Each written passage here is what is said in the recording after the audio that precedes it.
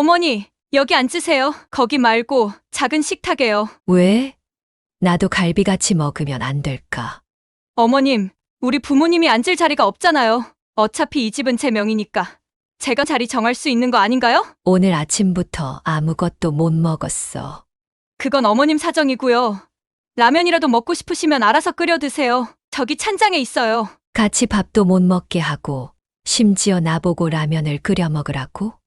정말 눈치도 없으세요. 제가 지금 우리 부모님 대접하는데 라면까지 끓여드릴 시간이 어딨어요? 이러려고 내가 집을 줬는 줄 아니? 지영아, 줬다고요? 어머님, 이제 와서 그런 말씀 마세요. 이 집은 이미 제 명의로 되어 있는 거려. 솔직히 말해서 좀 부담스러워요. 매번 이렇게 눈치 주시면 아예 따로 사시는 건 어때요? 여러분, 안녕하세요. 오늘도 가슴 아픈 이야기를 들려드리는 황금별꽃 채널입니다. 구독과 좋아요는 무료입니다. 여러분의 한 번의 클릭이 저희에게는 더 많은 어르신들의 이야기를 전할 수 있는 힘이 됩니다. 지금부터 이춘자 할머니의 가슴 아픈 사연을 시작하겠습니다. 안녕하세요. 저는 경기도 수원시에 사는 이춘자입니다. 올해 70살이 되었습니다. 제 인생 이야기를 들려드리려고 합니다. 아마 저와 비슷한 경험을 하신 분들도 계실 것 같아요. 저는 남편을 일찍 여의고 아들 하나를 혼자 키웠습니다. 식당일, 청소일 가리지 않고 일했습니다. 손이 갈라져도 허리가 아파도 아들 생각하면 모든 게 견딜만 했어요. 아들이 대학 졸업하고 좋은 회사에 취직했을 때는 세상을 다 가진 것 같았습니다. 아들이 결혼할 나이가 되었을 때 저는 망설임 없이 제가 가진 유일한 재산인 아파트를 아들 내외에게 물려줬습니다. 제 이름으로 된 집을 며느리 이름으로 바꿔주었죠. 처음에는 아들이 엄마, 걱정 마세요. 우리가 잘 모실게요. 라고 약속했으니까요. 처음 1년은 정말 행복했습니다. 며느리는 어머님, 이거 드세요 하며 특별한 음식도 챙겨주고 집안일도 함께 했습니다. 하지만 집 명의를 완전히 바꾸고 나서부터 며느리의 태도가 달라지기 시작했습니다. 사돈댁이 오는 날이면 집안은 잔치 분위기였습니다. 한우, 전복, 없는 것 없이 상이 가득 차려졌어요. 하지만 저는 항상 구석 식탁에 혼자 앉아 있었습니다. 어머님은 소화가 안 되실 테니 여기서 드세요. 라는 며느리의 말이 점점 어머니는 알아서 드시는 거죠. 로 바뀌었습니다. 명절이면 사돈댁에는 선물 보따리가 넘쳐났지만 저에게는 어머님 필요한 거 있으세요? 라는 말뿐이었습니다. 제가 없다고 하면 며느리는 안도의 한숨을 내쉬었죠. 여러분은 자식에게 재산을 물려준 후 이런 대우를 받으신 적이 있으신가요? 댓글로 여러분의 경험을 나눠주시면 감사하겠습니다. 저만 이런 일을 겪은 게 아니라는 걸 알게 되면 조금이나마 위로가 될 것 같습니다. 제 남편은 20년 전에 교통사고로 갑자기 세상을 떠났어요. 그때 아들 민호는 고등학생이었죠. 남편이 떠난 후 정말 힘들었지만 아들만큼은 제대로 키워야겠다는 생각 하나로 버텼어요. 아들을 키우려고 정말 안 해본 일이 없어요. 새벽에 나가 시장에서 야채를 팔았고 낮에는 식당 설거지를 했어요. 밤에는 편의점에서 일했고요. 손이 갈라지고 허리가 아파도 아들 생각하면 참을 수 있었어요. 민호는 착한 아이였어요. 공부도 잘해서 좋은 대학에 갔고 졸업하고 나서는 큰 회사에 취직했어요. 그때 제 가슴은 정말 뿌듯했답니다. 이제 고생 끝이다 싶었죠. 민호가 30살이 되던 해 회사 동료 지영이와 결혼했어요. 지영이는 처음엔 정말 착했어요. 어머님, 이거 드세요. 어머님, 제가 도와드릴게요. 하면서 저를 잘 챙겨줬죠. 결혼 선물로 제가 가진 유일한 재산인 아파트를 민호와 지영이 이름으로 바꿔줬어요. 정확히는 지영이 이름으로요. 민호가 회사 일 때문에 지영이 이름으로 하는 게 좋을 것 같아 라고 해서 그렇게 했어요. 처음 1년은 행복했어요. 같이 밥 먹고, 같이 TV 보고, 가끔 같이 시장도 갔어요. 하지만 집 문서가 완전히 지영이 이름으로 바뀌고 나서부터 달라졌어요. 지영이는 점점 저를 귀찮아했어요. 처음엔 작은 일이었어요. 어머님, 오늘은 제가 좀 바빠요. 라고 하면서 밥을 따로 먹게 하는 정도였죠. 하지만 시간이 지날수록 더 심해졌어요. 사돈댁이 오면 한우, 전복, 과일 등 진수성찬을 차렸지만 저는 늘 구석에 앉아 찬밥을 먹었어요. 며느리는 어머님은 이가 없으니까 연한 것만 드세요라며 변명했죠. 세월이 흐르면서 오래된 옷은 새 옷으로 바꿔주지 않았고 병원에 가야 할 때도 바쁘니까 나중에라고만 했어요. 심지어 제 생일에도 어머님, 올해는 좀 지나고 나중에 챙겨드릴게요 라고 했죠. 지난 5년 동안 저는 아파트 경비실에서 아르바이트를 했어요. 나이 많은 제가 할 수 있는 일이라곤 그것밖에 없었거든요. 월급은 많지 않았지만 그래도 제 용돈은 제가 벌고 싶었어요. 그 돈으로 가끔 민호회사 근처에서 밥도 사주고 손자 지후에게 장난감도 사줬어요. 하지만 지영이는 그것마저 싫어했어요. 어머님, 저희가 알아서 할게요. 그 돈은 어머님이 쓰세요. 가족이라는 이름표가 붙어 있어도 저는 점점 더 손님 같은 존재가 되어갔어요. 그 말이 제 가슴을 찢어 놓았어요. 그날 밤, 저는 작은 방에 혼자 앉아 손이 떨렸어요. 내 집인데, 내가 평생 돈 모아 산 집인데, 며느리 이름으로 바꿔준 그 순간부터 모든 게 달라졌어요. 방 바닥에 앉아 울다가 문득 생각이 났어요. 이 집을 다시 내 것으로 만들 방법이 있지 않을까. 다음 날 아침, 저는 일찍 일어나 법무사 사무실을 찾아갔어요. 버스를 2번 갈아타고 허리가 아파 2번이나 쉬었지만 포기하지 않았어요. 할머니, 집을 어떤 조건으로 주셨나요? 법무사가 물었어요. 그냥 아들이 결혼하니까 살 집이 필요하다고 해서요. 종이에 뭐라고 써 있던 건 잘 기억이 안 나요. 그 종이 아직 갖고 계신가요? 아들이 다 가져갔어요. 법무사는 컴퓨터로 뭔가를 찾더니 고개를 끄덕였어요. 집을 다시 찾을 수 있을 것 같아요. 만약 며느리가 할머니를 너무 나쁘게 대했다면 준 것을 다시 가져올 수 있어요. 정말요? 네, 선물을 받은 사람이 선물 준 사람을 너무 나쁘게 대하거나 돌봐주지 않으면 선물을 다시 가져올 수 있어요. 순간 제 눈에서 눈물이 났어요.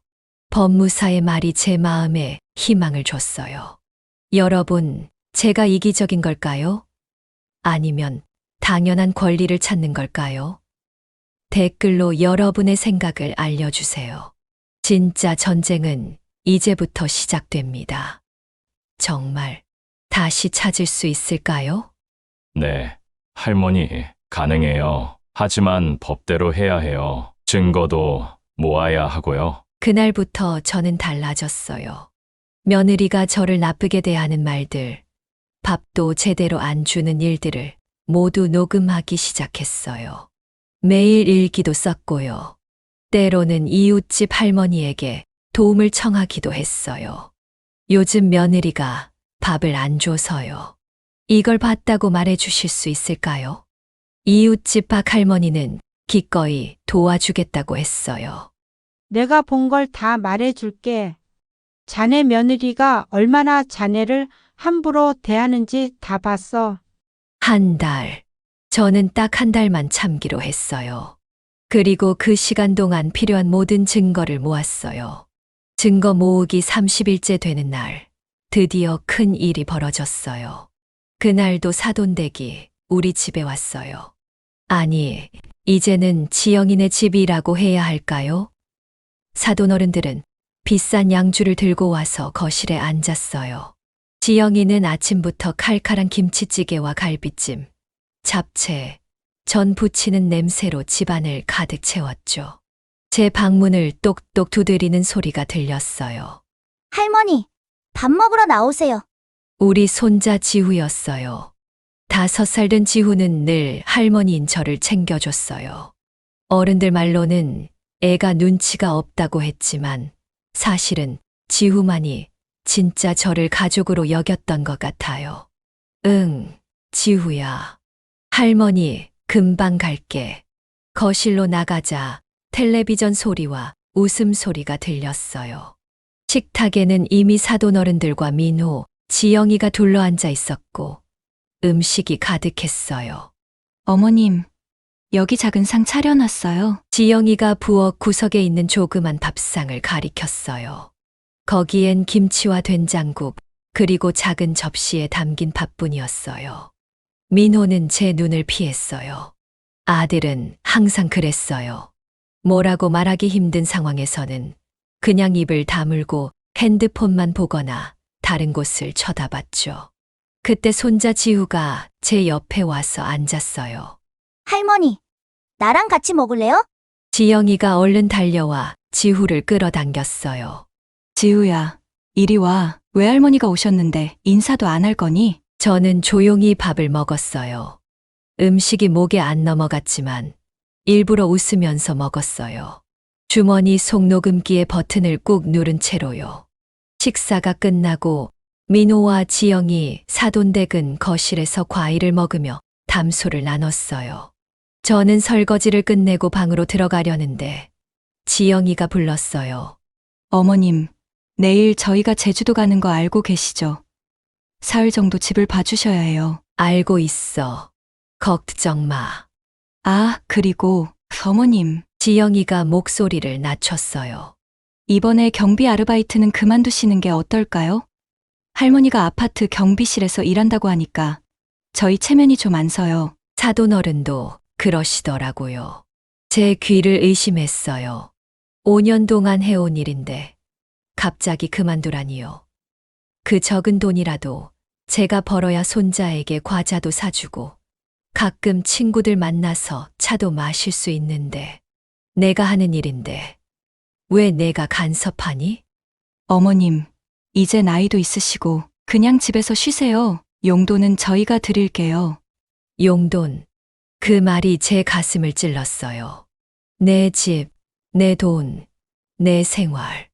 이제 모든 게 그들의 허락이 필요한 세상이 되어버렸나요? 그날 밤 저는 결심했어요. 법무사에게 가서 모아둔 증거들을 보여주기로요. 한 달 동안 모은 녹음 파일, 일기, 이웃의 증언 모두요. 다음 날 민호와 지영이네는 제주도로 여행을 떠났어요.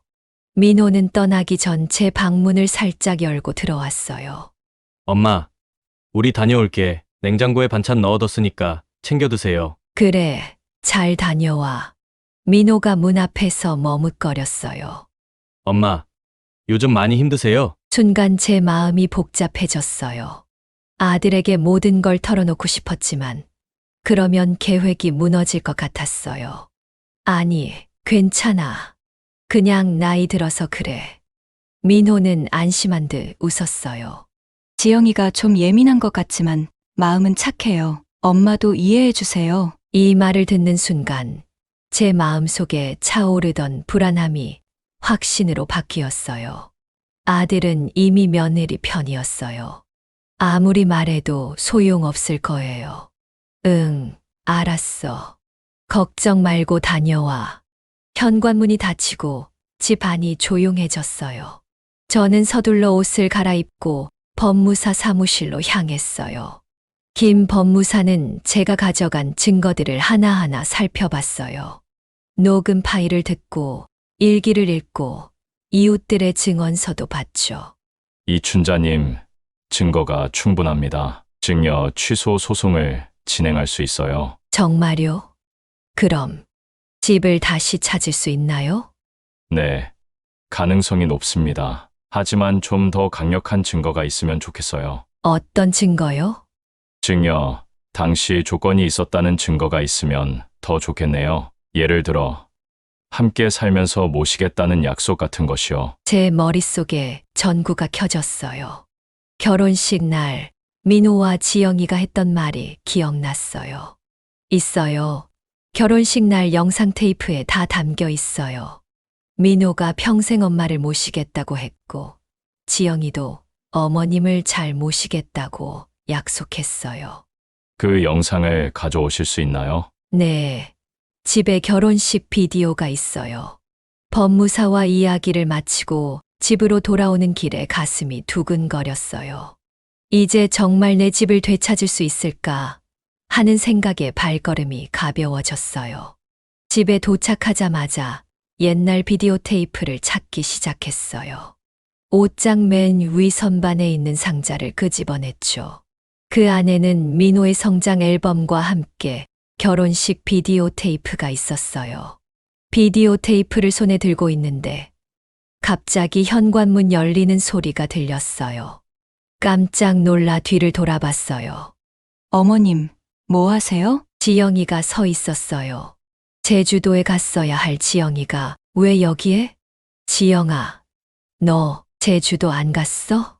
가방을 놓고 와서요. 어머님은 뭐 하고 계신 거예요? 지영이의 눈이 제 손에 뜬 비디오 테이프로 향했어요.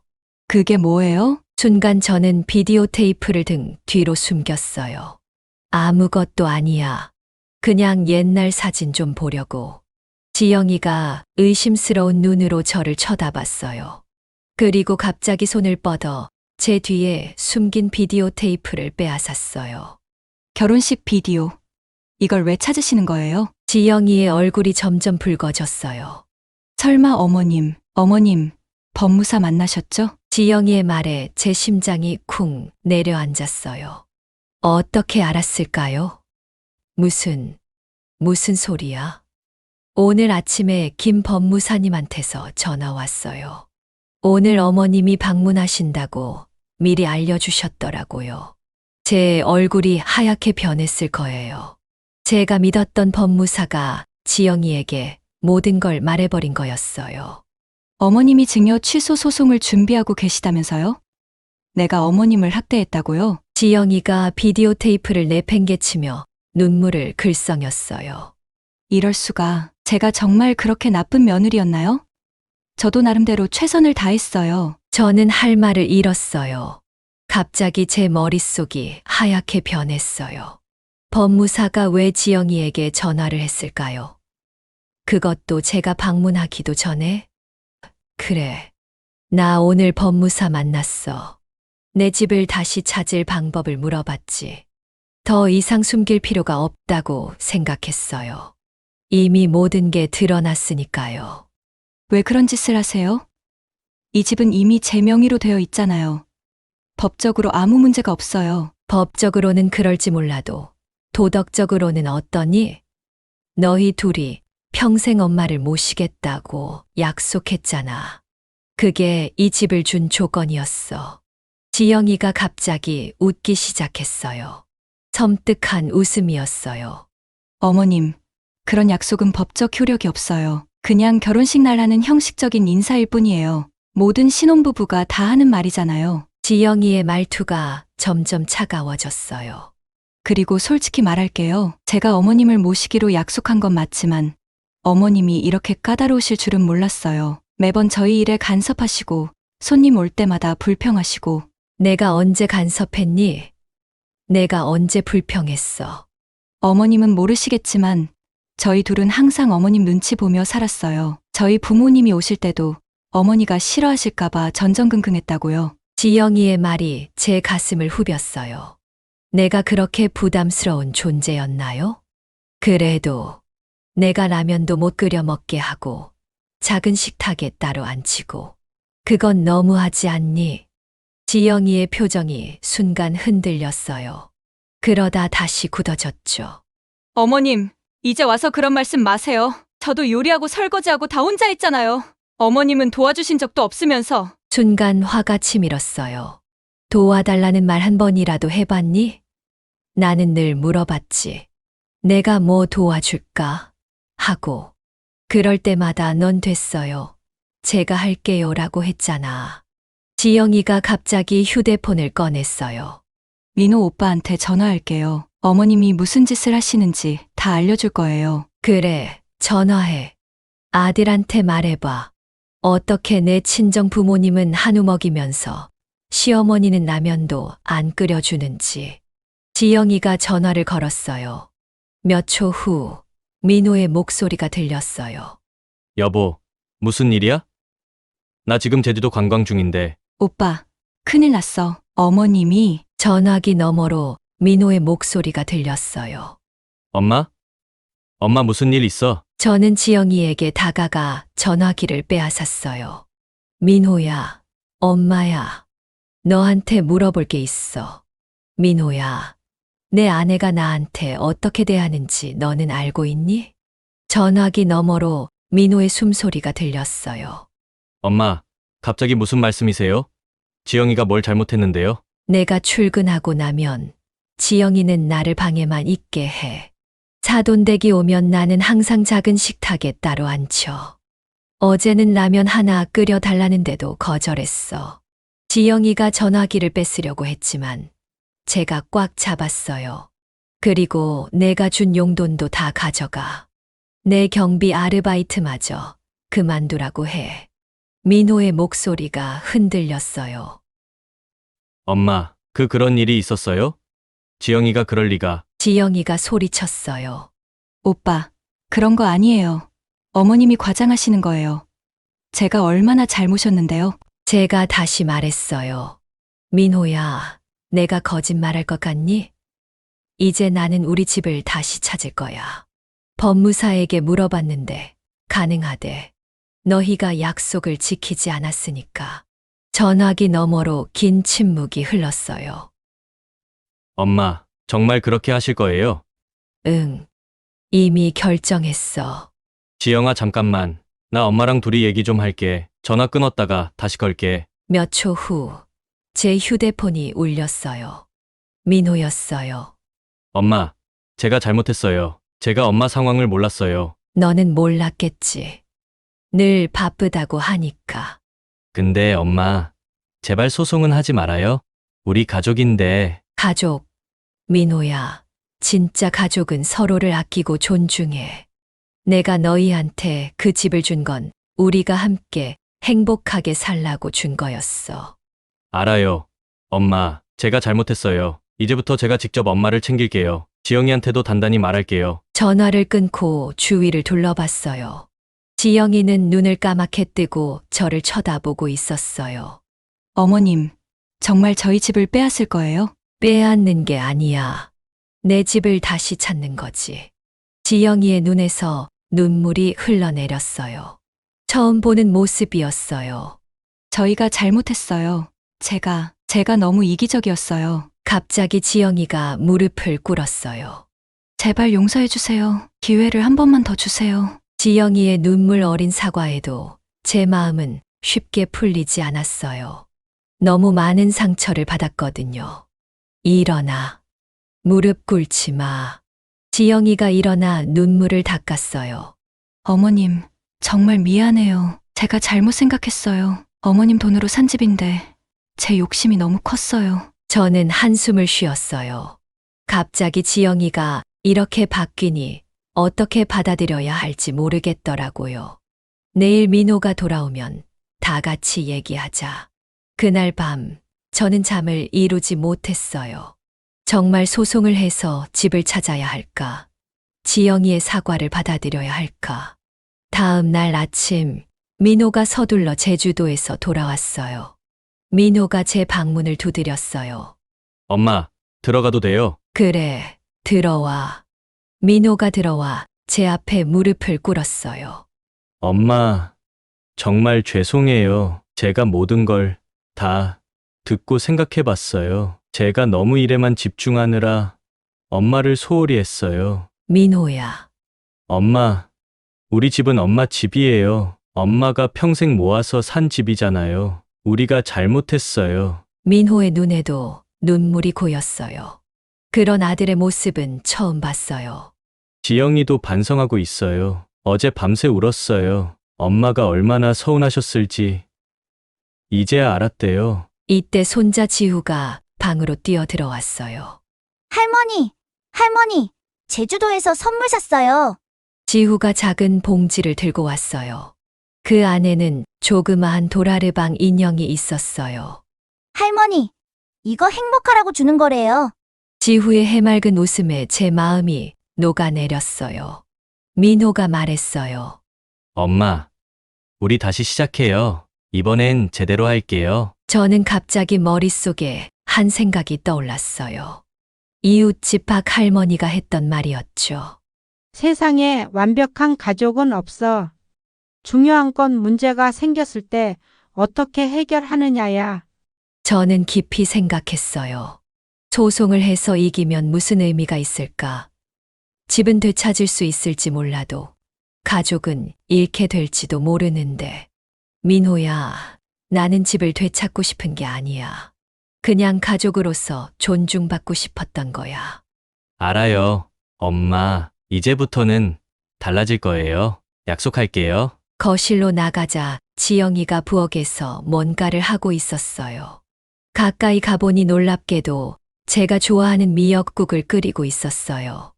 어머님, 제가 잘하는 건 아니지만 아침으로 드세요. 미역국은 조금 싱겁고 미역도 덜 불었지만 그 어느 때보다 맛있게 느껴졌어요. 식탁에 앉아 함께 밥을 먹는데 지영이가 말했어요. 어머님, 이제부터 매일 아침 함께 밥 먹어요. 제가 차려드릴게요. 그래, 고마워. 민호가 제 손을 잡았어요. 엄마, 제가 더 중요한 결정을 했어요. 집 문서를 다시 엄마 이름으로 돌려놓을 거예요. 제 귀를 의심했어요. 집 문서를 다시 내 이름으로 한다고? 그럴 필요 없어. 나는 그냥 가족으로 존중받고 싶었던 거야. 아니에요. 엄마, 이 집은 원래 엄마 거예요. 엄마가 평생 일해서 번 돈으로 산 집이잖아요. 당연히 엄마 이름으로 해야죠. 지영이도 고개를 끄덕였어요. 맞아요, 어머님. 제가 욕심을 부렸어요. 이 집은 어머님 것이 맞아요. 그래도, 그러면 너희는 어떻게 살지? 민호가 웃으며 말했어요. 걱정 마세요. 제가 작년부터 모아둔 돈이 있어요. 조금만 더 모으면 우리 집도 살 수 있어요. 그때까지 엄마랑 같이 살면서 진짜 효도할게요. 저는 눈물이 났어요. 아들의 진심이 느껴졌거든요. 그리고 엄마, 제가 또 하나 결정한 게 있어요. 회사에 주 4일 근무 신청했어요. 이제 주말마다 엄마랑 시간 보낼 거예요. 민호야, 그래도 너무 무리하진 마. 일도 중요하잖아.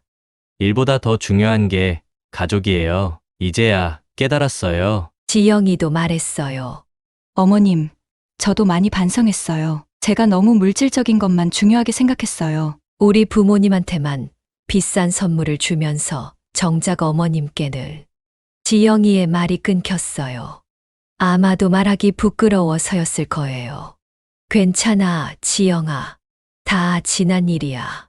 어머님, 오늘부터 제가 달라질게요. 같이 시장도 가고 요리도 가르쳐 주세요. 뜻밖의 화해에 제 마음은 따뜻해졌어요.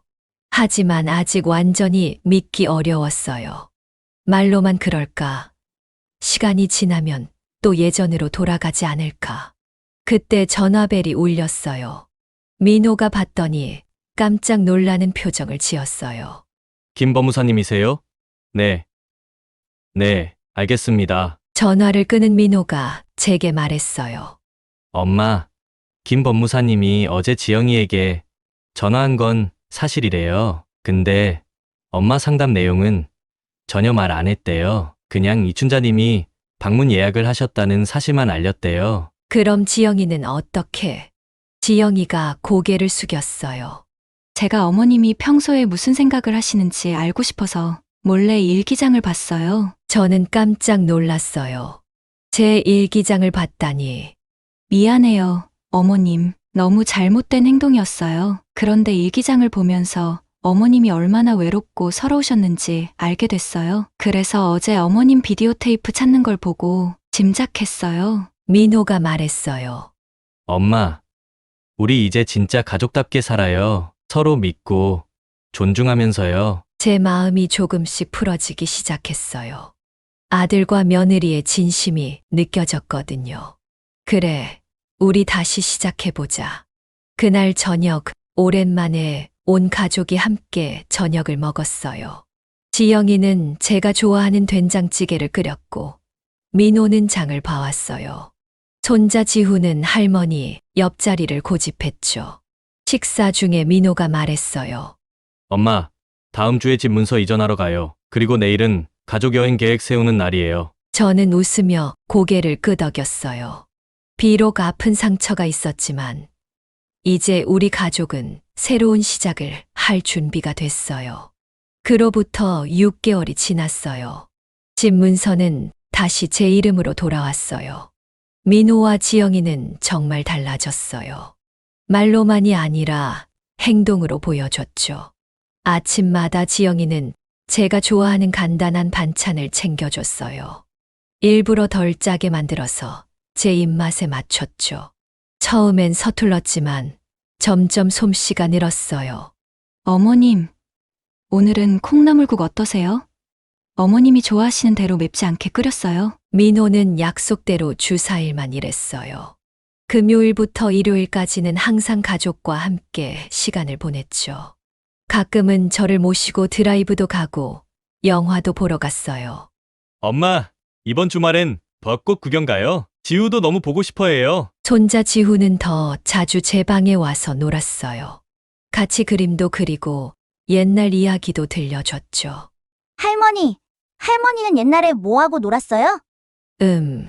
할머니는 고무줄놀이하고 비석치기를 많이 했지. 비석치기가 뭐예요? 저도 해보고 싶어요. 제가 가장 놀란 건 지영이의 변화였어요. 전에는 사돈댁만 챙기더니 이제는 저도 똑같이 대해줬어요. 명절에는 저를 위한 선물도 따로 준비했죠. 어머님, 이거 어머님 좋아하시는 브랜드 스카프예요. 엄마랑 같이 골랐어요. 가장 큰 변화는 식사 자리였어요. 이제 더 이상 작은 식탁에 따로 앉지 않았어요. 손님이 와도 항상 저는 가족 테이블에 함께 했죠. 사돈 어른들이 오셨을 때도 지영이는 제게 먼저 음식을 대접했어요. 어머님, 이 갈비는 어머님이 제일 좋아하시는 부위로 준비했어요. 먼저 드세요. 사돈 어머니가 놀란 표정으로 지영이를 쳐다봤지만 지영이는 당당하게 말했어요. 어머님께서 이 집의 진짜 주인이세요. 저희는 어머님 덕분에 이렇게 좋은 집에서 살고 있는 거예요. 제 눈에 눈물이 고였어요. 갈비보다 더 맛있는 건 바로 이런 마음이었어요. 한 달 전 민호와 지영이가 저에게 깜짝 소식을 전했어요.